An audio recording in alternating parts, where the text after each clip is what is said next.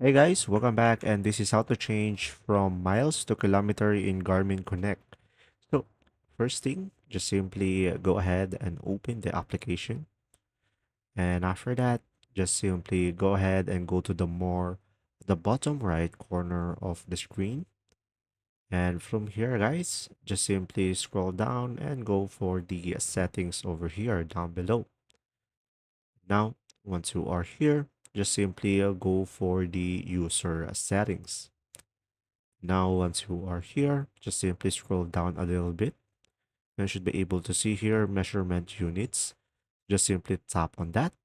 And from here, instead of stat 2, just simply go for the metric. And after that, guys, you should be able to change it into a kilometer. And that's pretty much it. If you found this video helpful, please like and subscribe. And if you have any question, guys, just simply comment down below and we will do our best to answer them all. And thanks for watching, guys. See ya!